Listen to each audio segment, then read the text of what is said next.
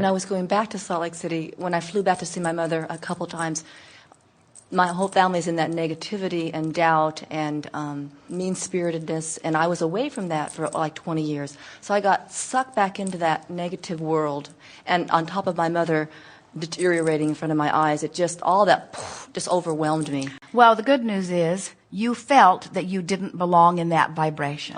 So your guidance system was working well. And a new desire was born within you to pull yourself back into the place that is now normal for you.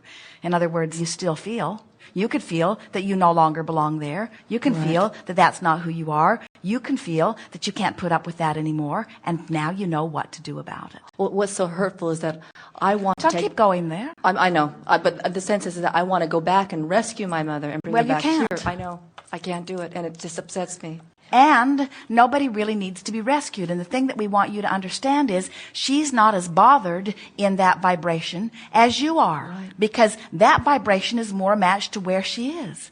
In other words, you see so many people that by your standards are not living where you want to live. And you say, I need to do something about that, but you can't get them to listen to you. And it's because they're not unhappy where they are. They're happy in that negative space. Well, they're not necessarily happy in it, but they haven't asked for something that's caused this big diversity within them.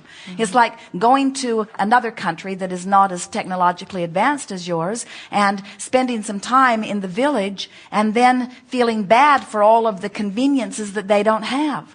And you feel much worse on their behalf than they do because they haven't launched their rockets of desire, so they don't feel the discord between where they are and where you think they should be.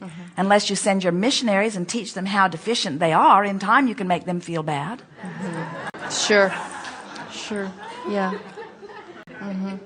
And we also had an argument. I mentioned the abortion thing and my family being very religious. Just ask yourself, why are we going here now? In other words, why are you talking about it? Because it's so strong in me. But as you talk about it, as you activate it, it does not feel good.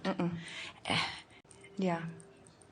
And the thing is, again, I wanted an answer from you that there is no death after an abortion, that there is eternal life. It's not a murder of a little person. That's something that I need to straighten out within my friends and within the religion that I'm in. I'm trying to step back from that way of thinking and knowing that there's more to the world than just the biblical teachings.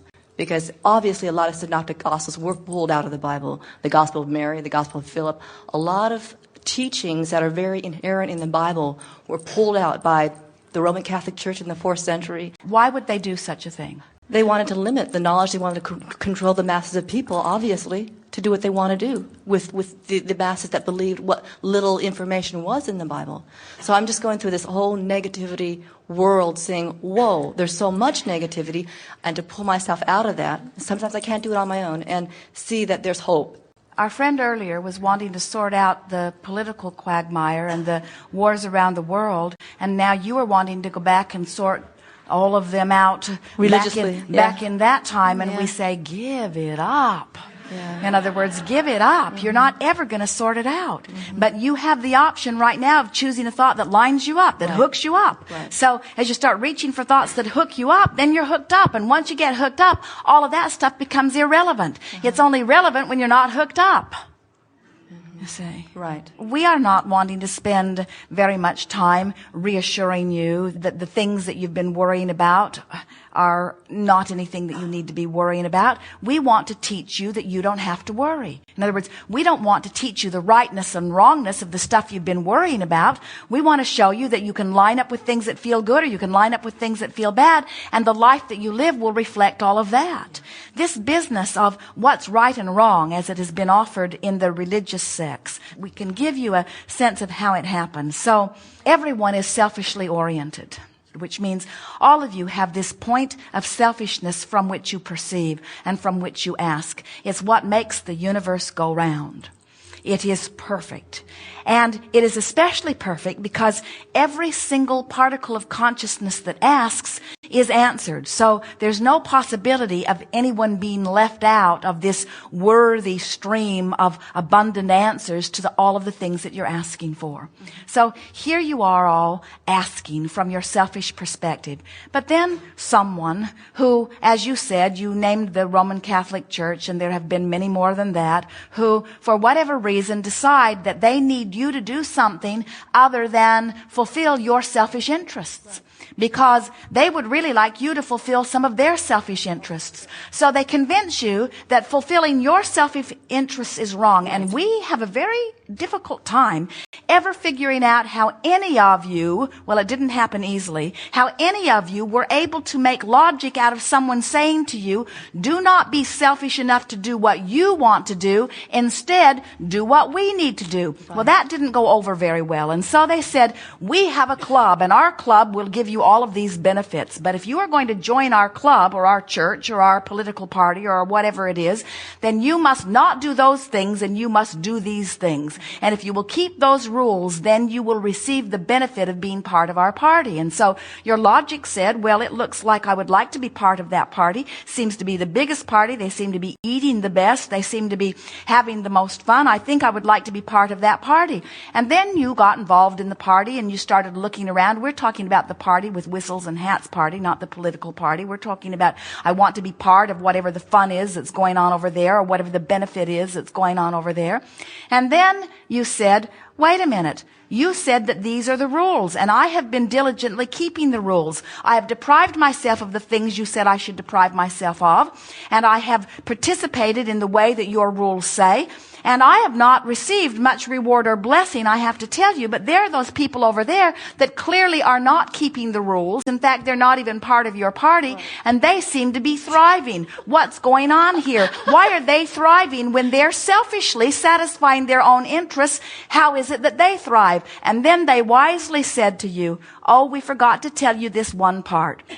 You cannot judge the effectiveness of the rule keeping while you are still here in this physical body. It is only after death that you will receive your reward or punishment. Right. And that was really a big piece to their ability to control you, because they were then able to convince you that your guidance system was null and void, that your guidance system meant nothing, and that your only work was to step outside of your guidance, which is your connection to source energy, and use their rules, which change constantly. Have you done any sort of trying to compare the endless rules that different people are offering? Do you know how many people died today in battle over whose religious rules are the right rules, you see? That's going to get you nowhere ever. In other words, you've finally got to come back into your own power. And so what we would say about the Bible, what we would say about all of those books that have been written, what we would say about anything that anybody has said about anything is that it doesn't mean diddly squat. The only thing that means anything is how I feel right now in this moment. Because right now in this powerful juncture where me meets me, I have the opportunity of becoming a vibrational alignment with the source that is me, or not. I can allow my connection or I can disallow my connection. And my glorious guidance system tells me the degree to which I'm resisting it and the degree to which I am allowing it. And as you get back in sync with your guidance, it is our promise to you that you won't have to wait until you die to rejoin the pure positive energy that is you. In other words, that heaven's gate swings both ways. You can die and reemerge into pure positive energy, and we'll all have a good laugh about how hard you tried and how much you struggled.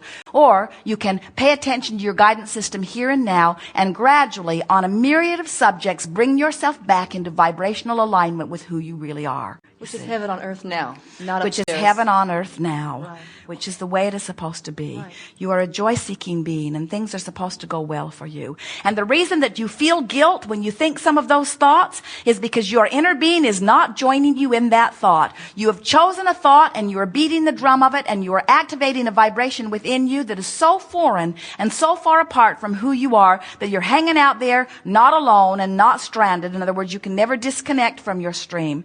But you have put yourself into a vibrational place where a good deal of who you are is not being allowed by you in the moment. If your inner being agreed with the idea that you've done something wrong under this situation or this situation, then when you condemn yourself, you'd feel good in the condemnation. If condemnation felt wonderful to you, then we'd say, then that's right, you shouldn't have done that. Right. But it never ever does. Right. Condemnation never feels good, because your inner being will never condemn you no matter what. Mm-hmm. Your inner being knows that you are a leading edge creator. Your inner being knows that given the circumstances, you've made the best choices that you knew to make in the moment. Your inner being knows that you can't get it wrong because your inner being knows you never get it done.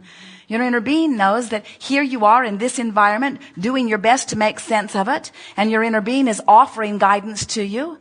And as you hear what we've been talking about here today, and you've been hearing, and you do your best to talk yourself into alignment, the clarity, the guidance, the knowledge that flows forth within you, you'll find yourself eager about the adventure that is before you, instead of timid and fearful that you might make a mistake. There are so many people that have offered so many rules to you. So many of you are so worried that you'll step into the wrong place. Jerry and Esther remember being at a monument in Hawaii where people were beheaded for stepping on the king's shadow. Stepping on his shadow. How wrong can that be? Stepping on where his shadow has been. You can't walk there. His shadow was there. And we say, you all can really get carried away in the way that you try to control one another, all for the very well-meaning reason that you think you will feel better in the controlling of them. And we say, so let them feel better. If they think they will feel better in the controlling of you, let them have that. You can't do anything about it. But stop feeling guilty about not wanting them to control you. Right. Yes. Excellent. Okay. Thank you. Yes, indeed. I want to ask you about this thing that I struggle with endlessly.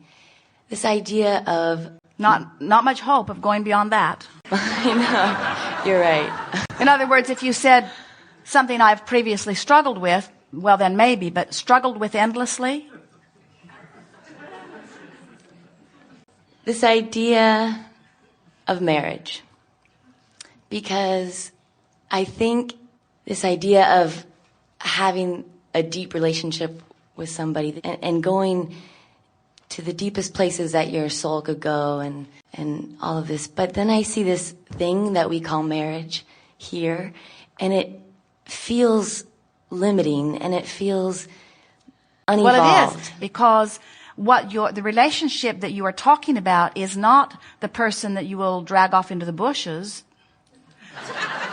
The relationship that you're talking about is your intertwining with your own soul, with your own inner being. That's the relationship. And what happens, so many people confuse the two, because when someone is appreciating you or adoring you, they're tapped into the stream of energy, and then as they hold you as their object of attention, they flood that connection all over you, and then you think they are that, when it's that connection to source that you're really reaching for. And to ask any one person to be that, you are barking up the wrong tree. Now, it's really nice when you have achieved your relationship with who you really are, and you meet someone who has achieved their relationship with who they really are, and then you come together, because now you're not asking the impossible from each other. Now you're not saying, my happiness depends on you. You're saying, I figured out how to be happy, and let's play together. We think the perfect marriage vows would go something like, I like you pretty good, let's see how it goes.